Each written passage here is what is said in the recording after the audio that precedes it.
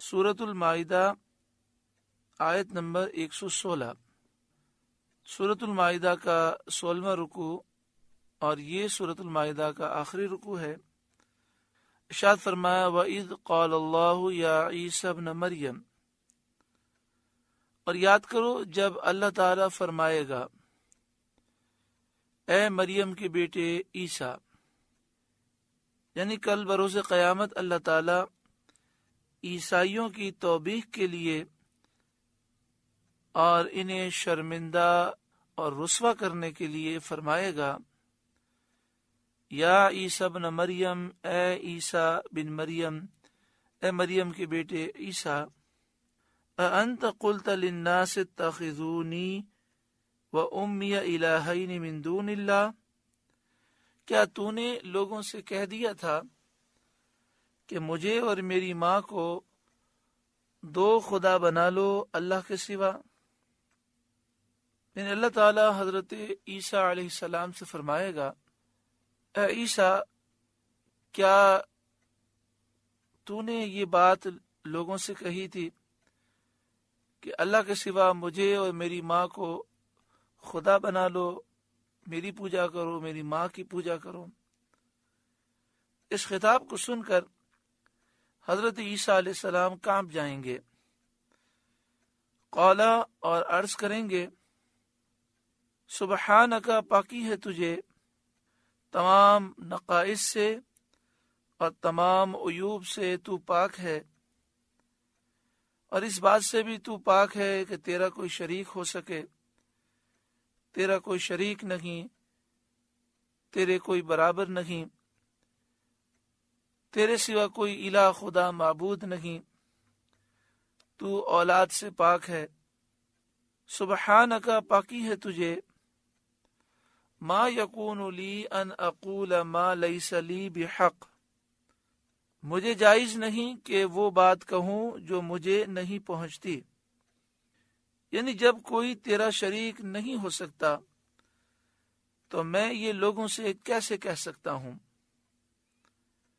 اللہ تعالی بخوبی جانتا ہے کہ حضرت عیسیٰ علیہ السلام نے یہ نہیں کہا، لیکن اس سوال میں حکمت یہ ہوگی کہ عیسائی یہ دعویٰ کرتے تھے کہ عیسیٰ علیہ السلام نے ہمیں کہا کہ اللہ کے سوا ہم عیسیٰ علیہ السلام کی پوجا کریں اور ان کی والدہ کی پوجا کریں اور انہیں خدا سمجھیں۔ تو یہ سوال اور پھر اس کے بعد یہ جواب سن کر عیسائی شرمندہ ہوں گے اور ذلیل و رسوا ہوں گے۔ ان کنت قلتہ فقد علمتہ، اگر میں نے ایسا کہا ہو تو ضرور تجھے معلوم ہوگا۔ تعلم ما فی نفسی، تو جانتا ہے جو میرے جی میں ہے، ولا اعلم ما فی نفسک، اور میں نہیں جانتا جو تیرے علم میں ہے۔ انک انت علام الغیوب، بے شک تو ہی ہے سب غیبوں کا خوب جاننے والا۔ حضرت عیسیٰ علیہ السلام نے علم کی نسبت اللہ تعالیٰ کی طرف کی اور معاملہ اللہ تعالیٰ کے سپرد کر دیا، اور عظمت الہی کے سامنے اپنی مسکینی کا اظہار کیا۔ یہ حضرت عیسیٰ علیہ السلام کی شان ادب ہے۔ ما قلت لهم الا ما امرتنی به، میں نے تو ان سے نہ کہا مگر وہی جو تو نے مجھے حکم دیا تھا، یعنی اے مالک میں نے تو ان سے وہی بات کہی جس کا تو نے مجھے حکم دیا۔ ان اعبدوا اللہ ربی و ربکم، کہ اللہ کی عبادت کرو جو میرا بھی رب ہے اور تمہارا بھی رب ہے، یعنی اے مالک میں نے تو ان سے یہ کہا تھا کہ اللہ کی عبادت کرو جو میرا بھی رب ہے اور تمہارا بھی رب ہے۔ وَكُنْتُ عَلَيْهِمْ شَهِيدًا مَا دُمْتُ فِيهِمْ، اور میں ان پر مطلع تھا جب تک میں ان میں رہا۔ فَلَمَّا تَوَفَّيْتَنِي كُنْتَ أَنْتَ الرَّقِيبَ عَلَيْهِمْ، پھر جب تو نے مجھے اٹھا لیا تو تو ہی ان پر نگاہ رکھتا تھا۔ وانت علی کل شیء شہید، اور ہر چیز تیرے سامنے حاضر ہے۔ یہاں پر الفاظ ہیں فلما توفیتنی، پھر جب تو نے مجھے اٹھا لیا۔ بعض لوگ مثلا قادیانی جو مرزا غلام قادیانی کو مانتے ہیں، پرویزی جو مرزا غلام پرویز کو مانتے ہیں، اور سر سید احمد خان کے جو نیچری تھے اور بہت ساری چیزوں کا اور قرآن و حدیث کی بہت ساری باتوں کا انہوں نے انکار کیا۔ سر سید احمد خان نے جو تفسیر لکھی ہے، تفسیر قرآن، اسے آپ دیکھیں، انہوں نے فرشتوں کا انکار کیا، جنات کا انکار کیا، اور انہوں نے لکھا کہ فرشتے بھی انسان ہیں، جنات بھی انسان ہیں، جو شریر انسان ہوتے ہیں انہیں جنات کہتے ہیں، اور جو شریف انسان ہوتے ہیں انہیں فرشتے کہتے ہیں۔ انہوں نے جنت اور جہنم کا انکار کیا، نبیوں کے معجزات کا انکار کیا، بہت ساری چیزوں کا انہوں نے انکار کیا۔ تو اسی طرح سر سید احمد خان نے اور مرزا غلام قادیانی نے اور مرزا غلام پرویز نے حضرت عیسیٰ علیہ السلام کے زندہ آسمان کی طرف اٹھائے جانے کا بھی انکار کیا، اور یہ فلما توفیتنی سے دلیل لانے کی کوشش کرتے ہیں۔ تو حضرت صد الافاضل علامہ مولانا نعیم الدین مراد آبادی علیہ رحمہ لکھتے ہیں، توفیتنی کے لفظ سے حضرت عیسیٰ علیہ السلام کی موت پر دلیل لانا صحیح نہیں، کیونکہ اول تو لفظ توفا موت کے لیے خاص نہیں، یعنی توفیتنی کا حقیقی معنی یہ نہیں ہے کہ جب تو نے مجھے موت دی، یہ موت کے معنی کے لیے خاص نہیں، کسی شے کے پورے طور پر لینے کو کہتے ہیں، چاہے وہ موت کے ذریعے لی جائے یا بغیر موت کے لی جائے، کسی شے کو پورے طور پر اٹھا لینے کو توفا کہتے ہیں۔ جیسا کہ قرآن کریم میں ارشاد ہوا، اللہ یتوفی الانفس حین موتها والتی لم تمت فی منامها، اللہ تعالی روحوں کو اٹھا لیتا ہے، پورے طور پر اٹھا لیتا ہے ان کے موت کے وقت، اور جنہیں موت نہ آئی فی منامہا ان کی نیند کے اندر۔ تو نیند میں روحیں اٹھا لی جاتی ہیں۔ تو آپ دیکھیں یتوفا یہ یہاں پر پورے طور پر اٹھانے کے اور لینے کے معنی میں ہے۔ دوسری بات یہ کہ جب یہ سوال و جواب قیامت کے دن ہوں گے، تو قیامت میں جب حضرت عیسیٰ علیہ السلام حاضر ہوں گے تو اس وقت تو وہ وفات پا چکے ہوں گے، کیونکہ قرب قیامت میں حضرت عیسیٰ علیہ السلام کا نزول ہوگا، اور پھر نزول کے بعد 40 سال دنیا میں رہیں گے اور پھر وفات پائیں گے، اور پھر کل بروز قیامت اللہ کے حضور آپ حاضر ہوں گے۔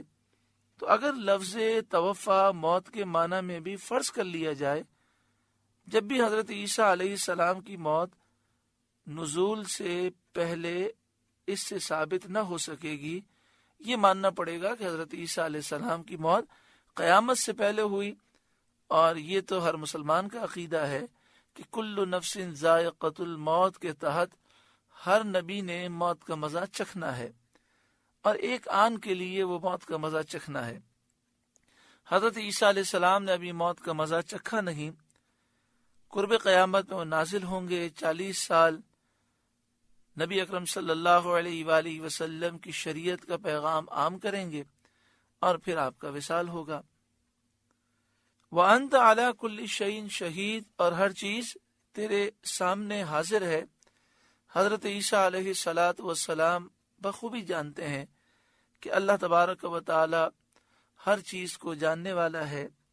آپ عرض کریں گے، اے مالک، میرا اور ان کا کسی کا حال تجھ سے پوشیدہ نہیں۔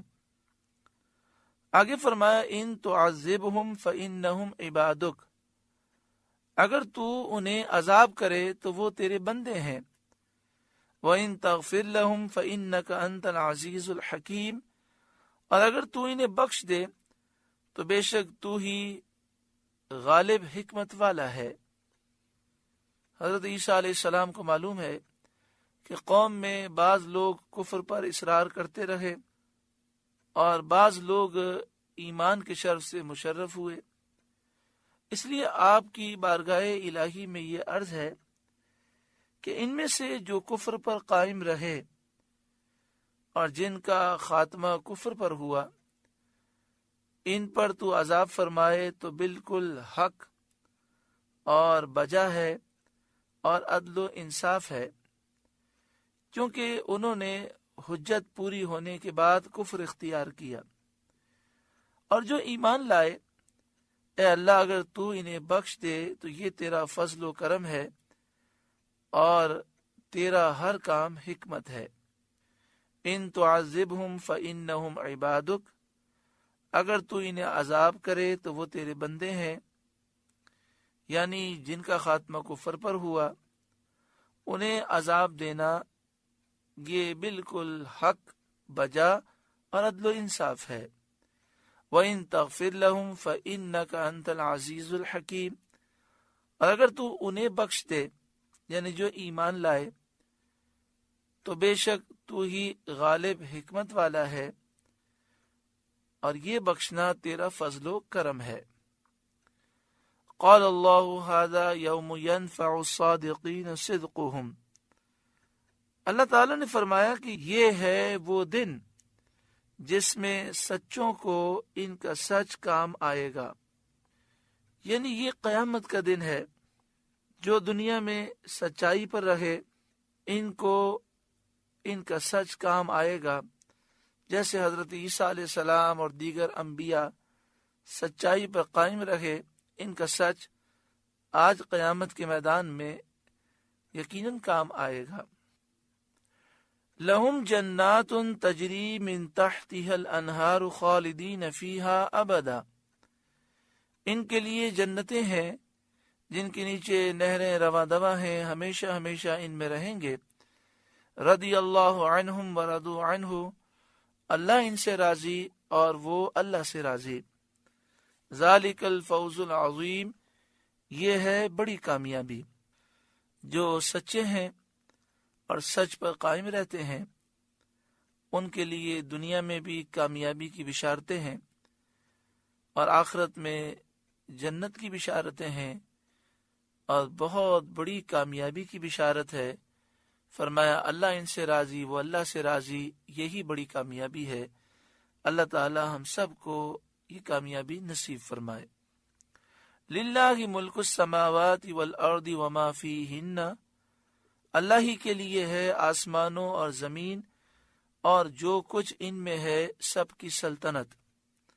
آسمان و زمین کی سلطنت اور جو کچھ آسمان و زمین میں ہے اس کی بادشاہت اللہ ہی کے لیے ہے۔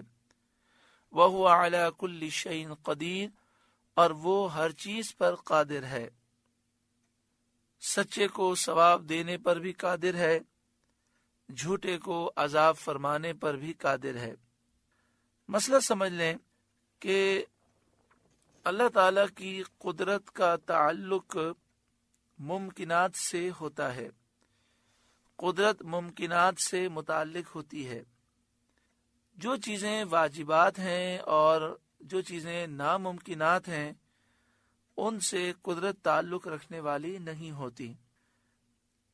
تو آیت کے معنی یہ ہیں کہ اللہ تعالی ہر امر ممکن الوجود پر قادر ہے۔ جھوٹ بولنا اور اس طرح کے دیگر عیوب اور برائیاں اللہ تعالی کے لیے محال ہیں، ناممکن ہیں۔ ان کو تحت قدرت بتانا اور اس آیت سے دلیل لانا غلط اور باطل ہے۔ خلاصہ آسان الفاظ میں یہ ہے کہ اللہ تعالی ہر چاہت پر قادر ہے۔ اس آیت کریمہ سے یہ سمجھ لینا کہ اللہ تعالی جھوٹ بھی بول سکتا ہے اور دیگر اس طرح کے عیوب اللہ تعالی سے ممکن ہیں تو اس طرح کا خیال غلط ہے. اللہ تعالیٰ ہر عیب سے پاک ہے. جن لوگوں نے یہ کہا کہ اللہ تعالیٰ جھوٹ بول سکتا ہے، نعوذ باللہ من ذالک، انہوں نے بہت بڑی خطا کی. وہ قرآن مجید، فرقان حمید اور احادیث طیبہ کو نہ سمجھ سکے. اللہ تعالیٰ ہر عیب سے پاک ہے. اللہ تعالیٰ ہم سب کو ایمان کی سلامتی نصیب فرمائے. سورۃ المائدہ مکمل ہوئی. اللہ تعالیٰ اس سورت کے نور سے ہمارے قلوب کو روشن فرمائے. جو نصیحتیں ہم نے سماعت کی، اللہ تعالیٰ ہمیں اس پر عمل کی توفیق عطا فرمائے. اللہ اللہ اللہ